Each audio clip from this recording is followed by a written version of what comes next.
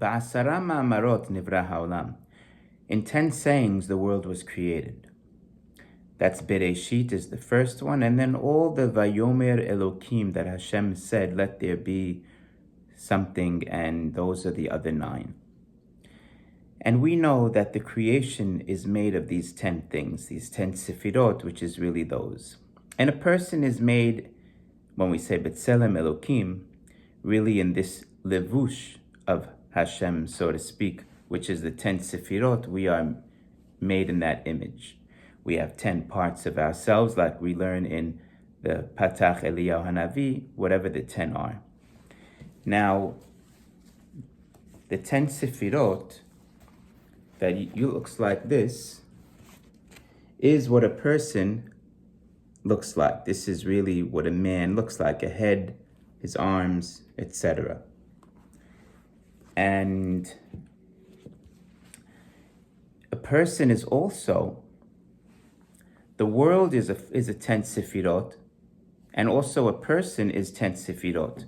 So we're like a cell inside the larger body, which is Adam. Like Malbim says, the world is Adam Gadol, just like us, we are called Olam Katan.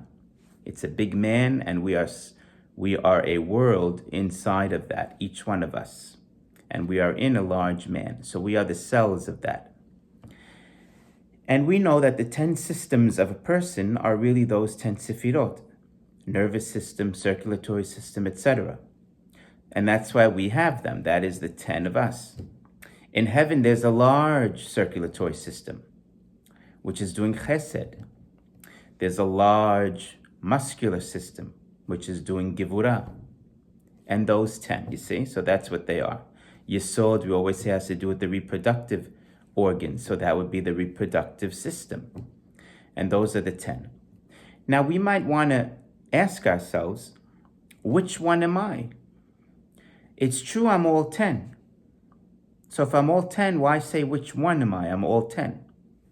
But if you look at a cell, a little cell, if you take a cell out of the respiratory system, let's say I take a cell out of my respiratory system, I put him here, and I take a cell out of the digestive system, they're both 2 little cells, they look the same, because a cell has whatever's inside. Also 10 parts, 10 mini parts.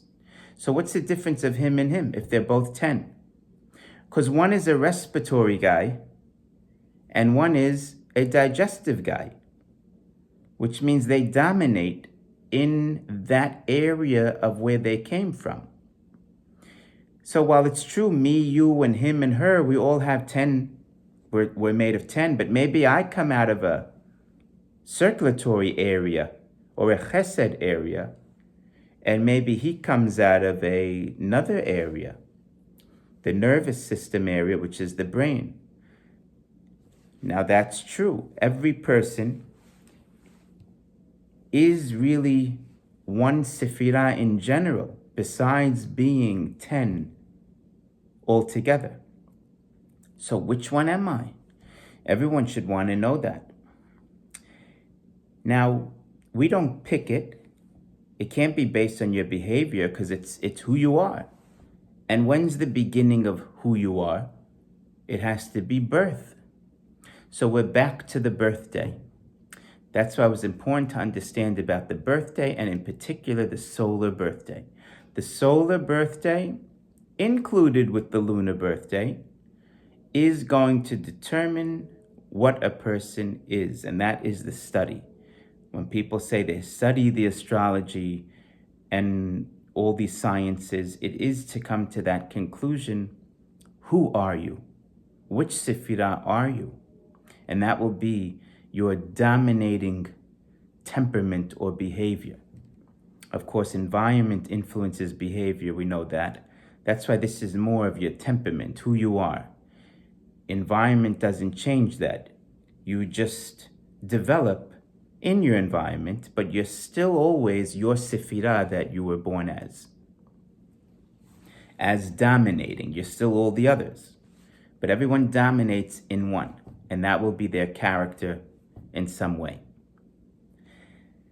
Now the Tanya teaches us as we learn from the Zohar in general, and in the Kitvei Ari of the Arizal,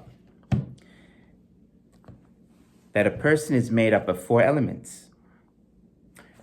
The famous earth, water, air, and fire. Really, you can look at it as solid, liquid, water, gas, air, and energy, fire. It's solid, liquid, gas, energy. Because really everything's the same. If you take H2O, H2O is not water. It's water, it's ice, it's steam. So it's the same thing. What Hashem made down here, even the whole creation actually, is one thing. And there's states of it, different states or forms. So really when we say the 4 elements, they're really 4 elements, but they're really one thing at the end. They just take on 4 forms. But anyway, those are the 4 forms. And a person is made up of those elements. We're made of those 4 things. Now the Tanya explains like this. Kaas v'ga'ava, anger and haughtiness, arrogance, misod ha'esh, that goes up. When we say a person, see, we're trying to also talk about, or the Tanya is explaining to us, about personality. If a person is of the Esh world, which when we say there's 4 elements, it also corresponds to the 4 worlds, which is Atzilut, which is fire, the Esh, and that's what he's saying here. Then you have Biriya, is the next, Yitzira, and Asiya, which is down here. Just to quickly say, Atzilut comes from the word Etzel, close to Hashem. So it's like fiery, or close to the fire, close to the flame of Hashem, so to speak. The next one down is Biriya, which corresponds to air. Then you have Yitzira. Biriya means creation. Yitzira means formation, to form. And that is Keneged, water. And then the last one, Asiya, doing, La'asot, is earth, because in the earth you do. We work the earth. So it has to do with Asiya, which is what we're doing down here. You know, we do commandments, mitzvot, and we do them down here. So we're talking personalities now in this Tanya. If a person is of the Esh world, which means his neshama comes or is connected to Atzilut, he would have his Yetzer Hara would be, of course, Ka'as and Ga'ava. Doesn't mean he has to act that way. It means that would be his test, because he's fiery. He's fiery and arrogant, and he's quick to get mad, meaning he has a fire trait. Just another example we say here, Ve'atzlut ve'atzvut misod ha'afar. And to be lazy and maybe depressed is coming from the earth apart. If a person is dominating in an earth way, then he has a character trait of possibly, again, not doing. Meaning doing is good, and if you don't do, you're being lazy and you're downtrodden, you're like on the earth, like you're melancholy or depressed. You know, you have to be up, not down. Down like on the earth, so to speak. So again, we're just seeing that these 4 elements has to do, since it has to do with the body, it has to do with our traits too. If someone's dominating in those traits, in an Esh, he'll be like that. If he's dominating in water, he'll be like that, and etc., the 4 of them, which we'll explain the 4 as we go on. I just wanted to bring out this point, Bezrat Hashem, for now. Now look what it says here also in chapter 3. That was in chapter 1, what we read. In chapter 3, the rabbi says that it says in the Etz Chaim, as students of natural science affirm, like Katvu HaTivi'im, and it says in the Etz Chaim of the Arizal, the element of fire is in the heart. Yesod ha'esh hu balev. Just to know, when we say something about the Esh world, which is Atzilut, not really Atzilut, that's up there, but talking about the 4 that we have that is Keneged Atzilut. That's really what we mean. But the Neshama is connected to Atzilut. So it has to do with the heart. Now let's say we want to make an index card and we want to see how many varieties of people there are. So let's just take the 4 elements. First you have the Sefirot. So you have Chesed, let's say Chesed. So Chesed, I don't want to say Chesed all the time. So maybe I'll say 4 because it's the 4th Sefirah. Okay. Now, we also, if we want to make a little index card, we want to put a little symbol for the world of a person. Again, the birthday will show that. Because what else will? Now, if I want to say Atzilut, Chesed of Atzilut, every time to say those words, too much. We just want like a quick symbol. So we said it's Balev. The heart symbolizes that. So maybe I'll make a little 4 and put a little heart over here. Like that. Okay, very good. Now, another world we said is Biriyah. Now, Biriyah has to do also with thinking. See, when a person, you can look at the 4 worlds almost like a story like this. The top world in Atzilut, it's like fiery. So it means a person can have a spark of an idea.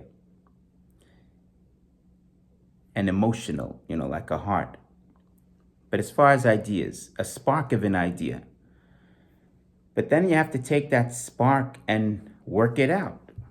So you give it to the next guy who's a Biriyah guy, who does the thinking about it, general thinking. General thinking. Like a general manager. Take the spark and now make something of it.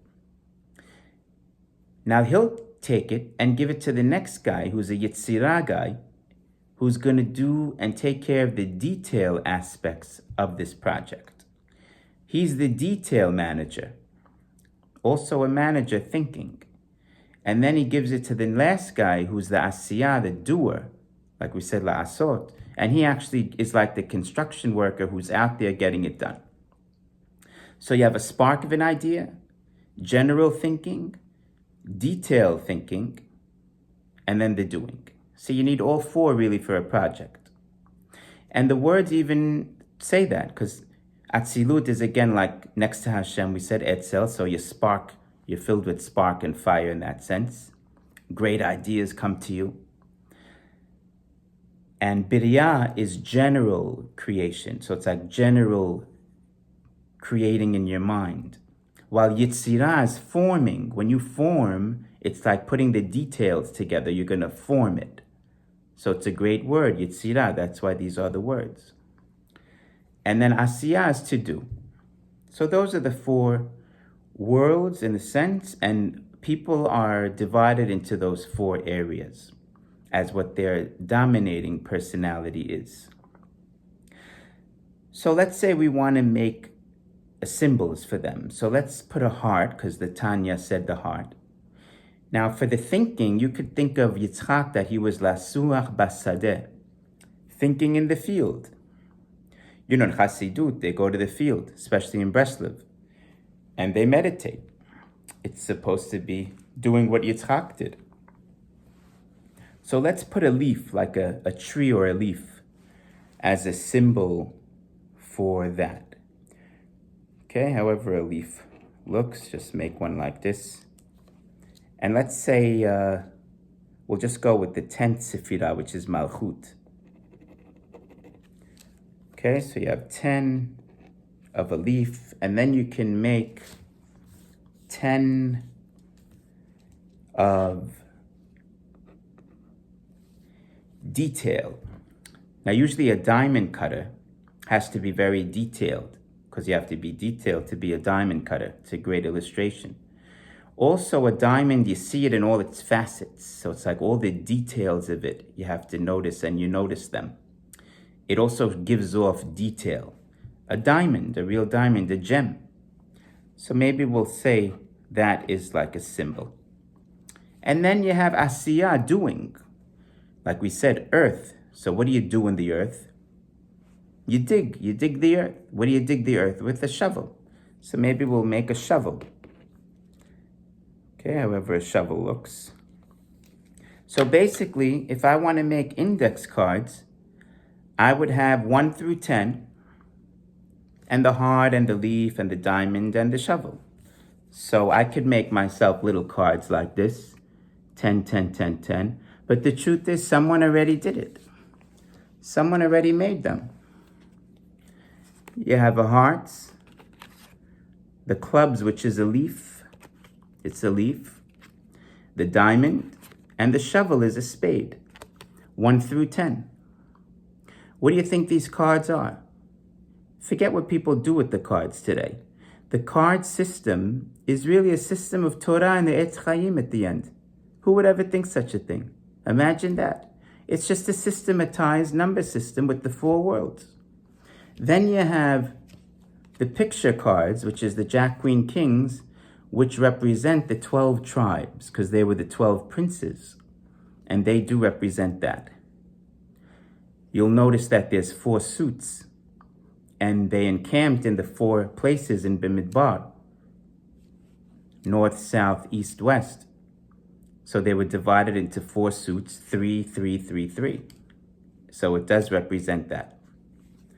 So we're seeing that the card system is really something, whenever it came out, it's been around for a long time. And we always say, if anything has been around for over 1,000 years or more, it means the Jews in the time of the Beit HaMikdash, or even before, obviously must have had it.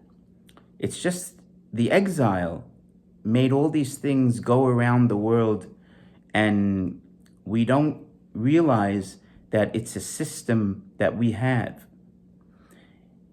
So it got lost to us, basically. It's just a numbers card. It's just your own index card. There's nothing more about it. Now let's just understand something, because people get uncomfortable when you start talking about the playing cards. Now, why should anyone get uncomfortable? You know why?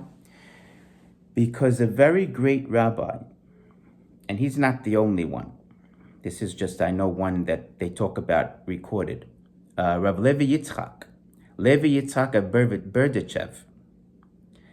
He says, I believe he says, if I'm not mistaken, that the playing cards is a big tum'ah, big impurity.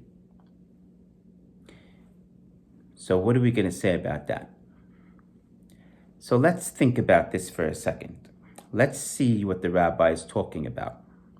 And how can we even put anything of Torah with those cards? So first of all, no one says that the pebbles in the street is tum'ah. You just don't mention it at all. It's like you don't even think about them. What's the big deal? Why say cards are tum'ah? If anything is tameh, it's because it has the potential of being holy or being used for Torah, and then it's being misused. That's when something can be tameh. Otherwise, they're just neutral. No one cares about them. For something to be entrenched in impurity means it's being used in a wrong way, where it could be used for holiness. Now, where do we see that? Let's just try and take this in and understand what's going on. If the 10 Sefirot system is the cards, just in index card form, as we were saying, and by the way, there's pathways here. Now, there's roughly 4 pathways for every Sefirah. And those are the 4 suits. The 4 suits because each card goes in one way.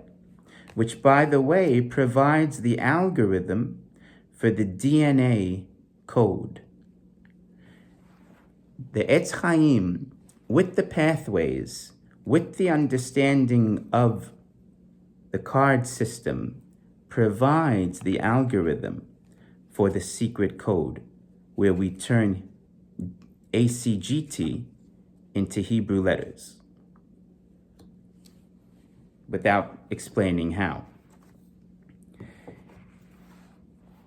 So now the Etz Chaim, which is the 10 Sefirot and the 4 suits, is this Adam. So that's why we are in this way, and we have a personality based on our Sefirah and our world that we come from in that sense.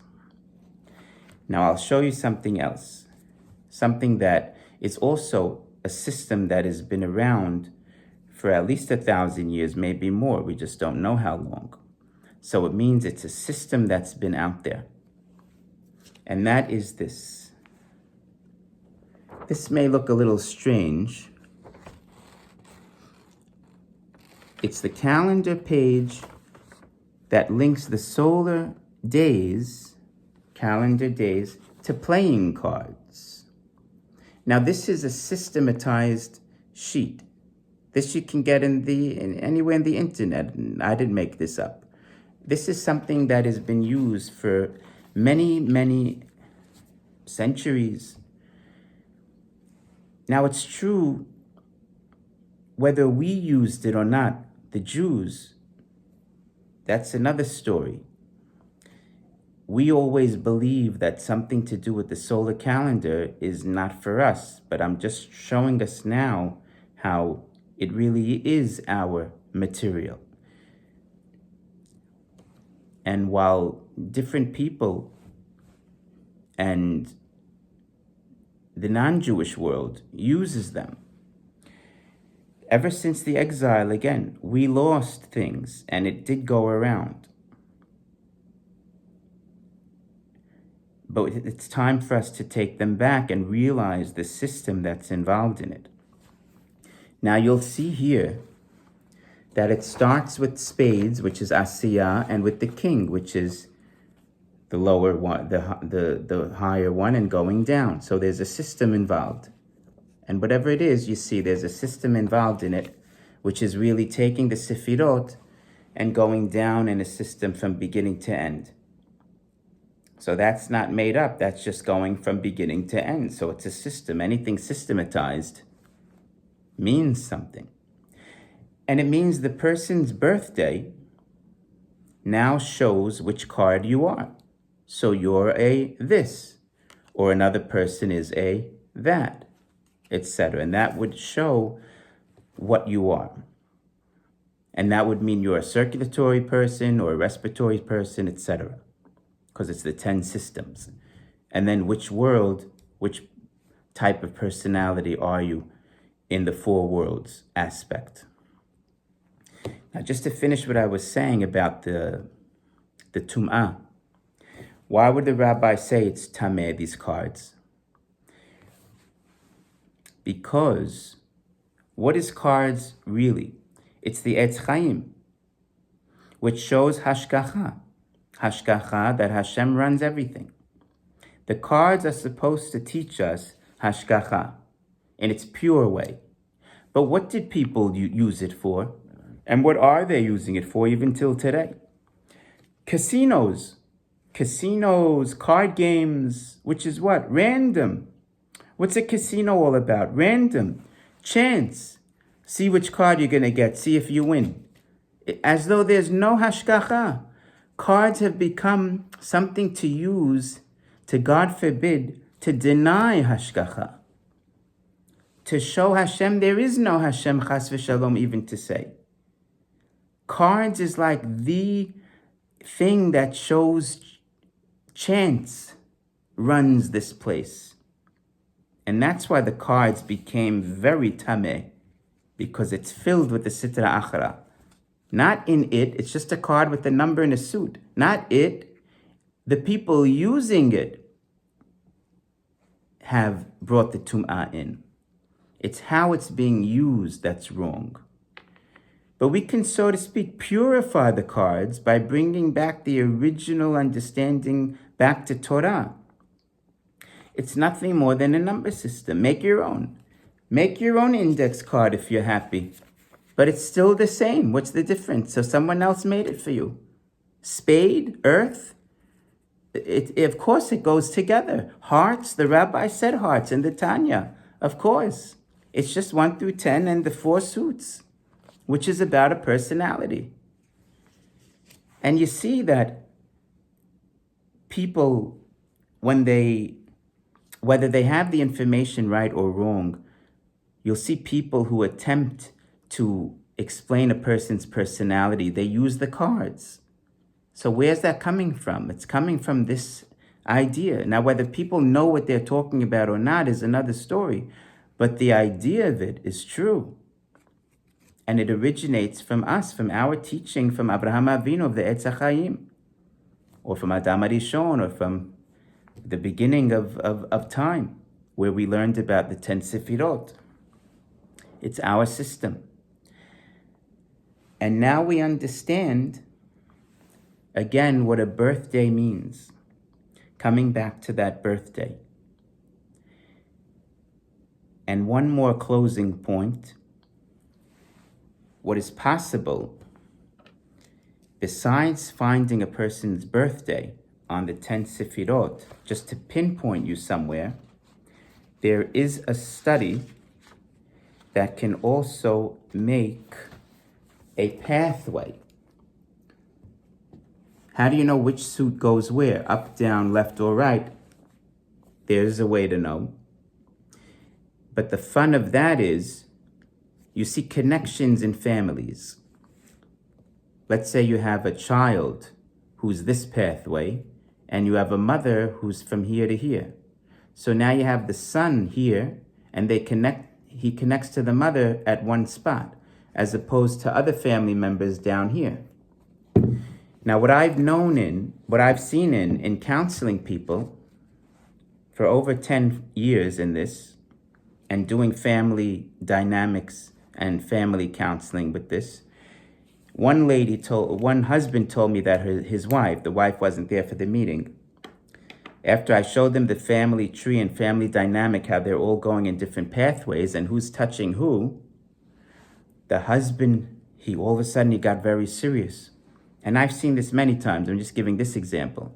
He said, my wife always says how she's just so close to this son more than the other one, and she never knew why. She always felt guilty. Now, there was no love loss. Of course, she loves both her kids. But you know how sometimes you feel a connection to one more than another. Where's that coming from? It's coming from this. The birthday will show who's connected to who. You know how sometimes you feel a friendship with someone, like a bond. That bond can now be measured. We can explain the bond between friends, between boy and girl. Wouldn't it be nice? And I have people in the community who are now talking about it. We're going to bring a pool of boys and a pool of girls and match them up according to their birthday. I'll tell you who's going to be connected to who and feel some kind of a connection, like you said, maybe a little spark more than someone else. Now, it doesn't mean if you're married and your spouse, you don't connect, that there's something wrong. Family dynamics work in many ways. And everything's from Hashem, of course. Sometimes you have a parents too up here, but the child connects them. You see, so there's many things. Isn't that interesting how we can get people together? So just doing DNA, which is big in and of itself, is enough. But of course, to help people match up is obviously another great benefit that this can provide. Bezrat Hashem.